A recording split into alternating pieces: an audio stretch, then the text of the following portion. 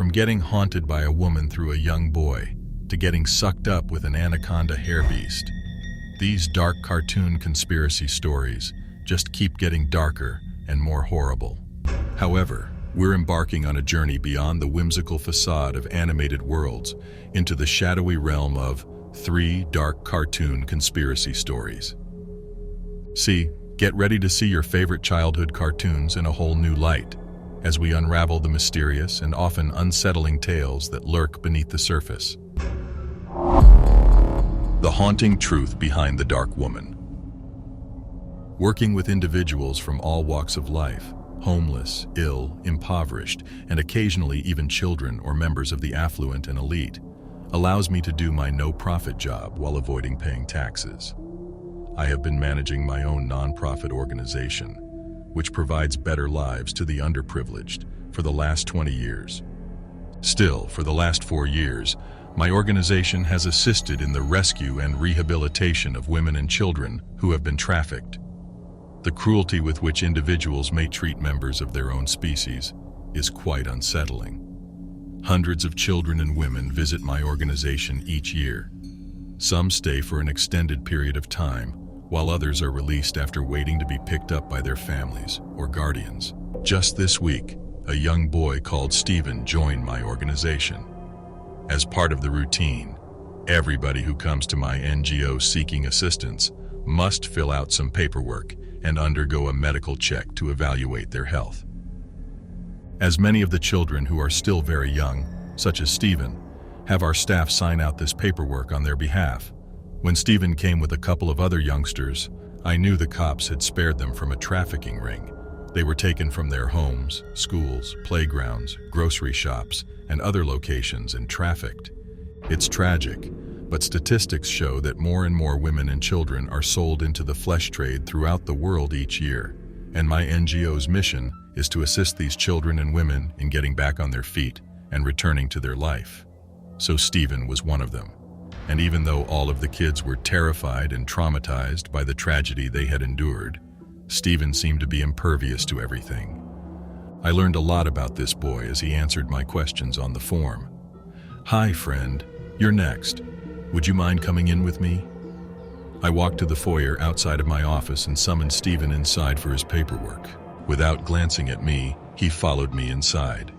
He wasn't older than 5, so I had to assist him sit in the chair. "Is your name Stephen?" I asked.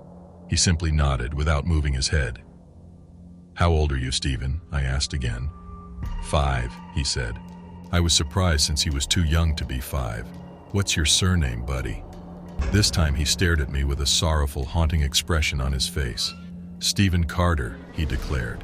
Despite his stature, he spoke as if he were 7 years old. "Hey Stephen, would you mind telling me more about your parents and family?"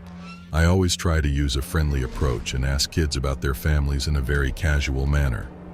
Most of the kids who had happy families before being trafficked started talking about them, but Stephen just stared at me with his big, hazed eyes. "Stephen, please tell me about your mom and dad." This time, I was gentler with the boy because I sensed something was off. "My mom is dead.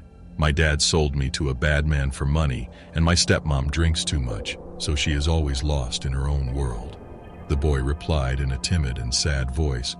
I was shocked to know that this boy was sold to the traffickers by his own stepmother for some cash. But before I could reply or react, Marcus continued. "My dad took me out of school when I was in the 1st grade because we couldn't afford it. My stepmom is a stay-at-home mom and is drunk all the time. My dad does some work occasionally because we don't have much money." I felt like my heart was ripped out of my chest after listening to his words. "Where do your parents live, Stephen?" Something snapped inside him, and his dull and sad demure changed to panic in an instant. "Please, please don't look for them.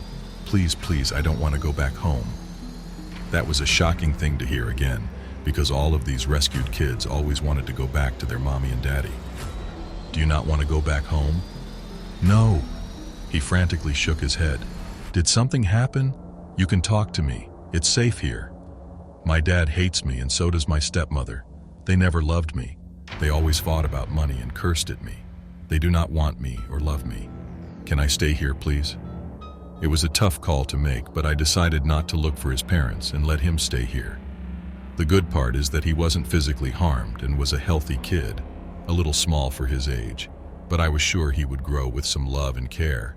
But I still decided to keep an eye on him to make sure he was okay and didn't show any signs of any kind of trauma. It turns out Steven loved to draw most of the time, unlike other kids who love to play and watch TV. Steven just sat in a corner and drew on one such evening. I sat beside him to see how he was doing. "What are you drawing, Steven?" He looked at me and passed me his drawing sheet.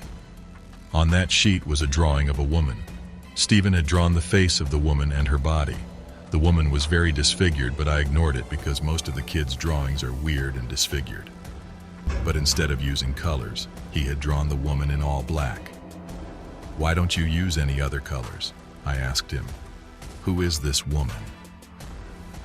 He looked at me with those big eyes for a while and said, "She is the one that took me." "Took you?" For a second, I didn't know what he meant, but then I understood who the woman was. She was the one who bought him from his father. "She used to watch me," he further added. I had no idea what to say or do, so instead I decided to check out his other drawings, and sure enough, all his other drawings were of the same woman, drawn in black. It was so disturbing holding his sketches in hand and not knowing what to do. So I decided to dig in a bit more. "Do you know where this woman is now?" "No," he said, "but she still watches me." "What?" Stevens just pointed towards the open window, and I saw a shadow of a woman walking away. I ran towards the window and peeked out, but there was no one there. I looked back at Stevens, and he said, "But she still watches me."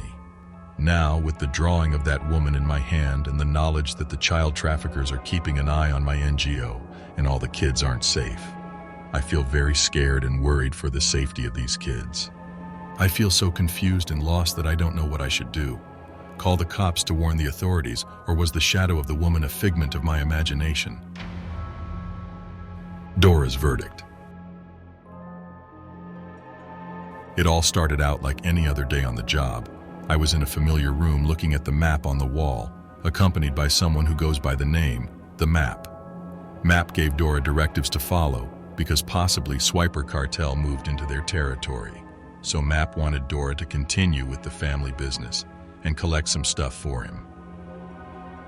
Dora couldn't go on this mission without her best friend Boots, and so she takes him along, withholding the main reason for this mission. Along the way, they came across Swiper's cartel, and Boots fought them horribly. He could have easily killed Swiper if I hadn't stopped him.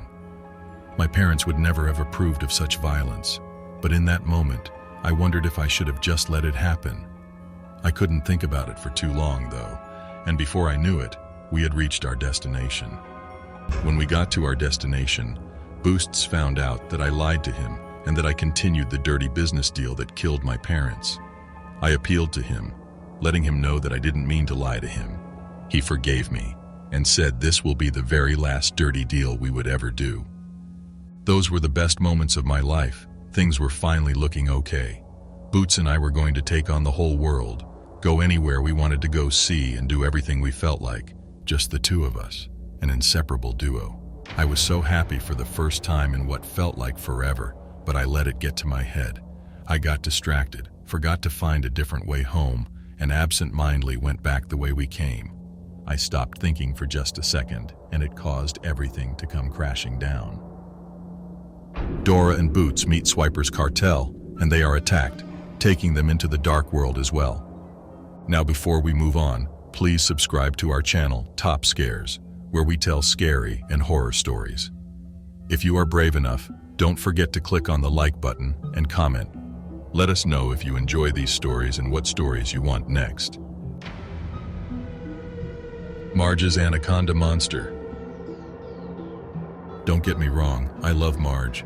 Marrying her was the best thing that ever happened to me, aside from beer, donuts, and my kids, I guess. Not every man is lucky enough to have a wife who enjoys the same things that they do, like watching TV, eating, sleeping, sitting on the couch. You know, family things. But lately there's been something in the way. It's like there's a third person in this marriage. Years ago, I told Marge that I liked her long, towering hairdo, and I jokingly told her she should never cut it again. I guess that makes it my fault that she hasn't taken care of it since then. I don't even know how long it is anymore. It just keeps growing and growing and growing. I thought it was bad when I started tripping over it, but that was a long time ago, and now I can never get away from that thing. No matter where I go in the house, no matter what I'm doing, I can't escape it. I could be hiding in the garage while you're taking the dunk or going downstairs to the kitchen for a midnight snack, but that thing always finds me. There's nowhere I can even look where it won't be in my sight. I used to love that tangly rat's nest of beautiful blue hair, but a man needs his time and space to himself, and it's not just that Marge doesn't take care of it anymore. I think it started to take on a life of its own. Maybe I'm just going crazy, but I swear that thing follows me around the house. It gets bigger and bigger every single day and slithers around the corners as Marge walks around, dragging that nasty anaconda thing behind her, picking up all the dust bunnies and pieces of trash on the floor. One thing I've noticed, anything that gets caught up in that mess never escapes. Marge never washes it, so everything just gets stuck, slowly disappearing into the thick of it. She doesn't realize she's feeding some kind of beast. It's like she's got a snake attached to her head, and it's controlling her mind. I know what I said all those years ago, but she just likes it too much. She protects it like it's one of her children. Even Maggie gets jealous of it. I do too. I don't even feel like the man of the house anymore. It watches me at night when I can't sleep, and I'll be like, "What are you looking at, you disgusting blue snake? I know you can hear me. You act dumb, but I see exactly what you're doing. Just know that the only anaconda allowed in this household is mine." I even broke the biggest rule in the book about being a man and tried communicating with her about it. It all became too much for me one night after Marge and I performed our couple's ritual, if you know what I mean, for the first time in a while. I almost couldn't go through with it. That hairy beast was right there the whole time, and it kept touching me afterwards. I had to talk to her about it. After a long conversation, she didn't listen to me because that blue beast already controls her, and that's when I finally realized that I have been replaced in my own marriage. I can see it all happening pretty soon. It'll replace me as the father of my children too. It'll drop them off at school, show up at their dance recitals, and watch them graduate. I have to hold on to my manhood for as long as I can.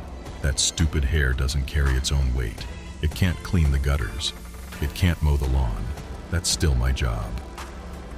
Now, a thought popped up in my head to trim Marge's hair. I don't know what came over me in that moment, but sometimes a man just has to follow his gut instincts, and I've got guts.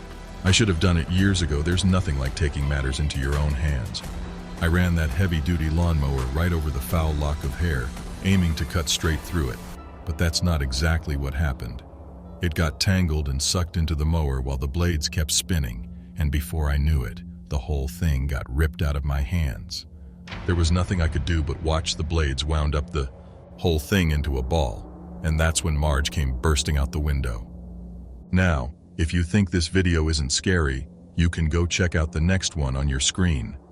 OnlyFans Nightmares, Terrifying Tales from the Dark Side of Subscriptions. Go watch it now if you are brave enough.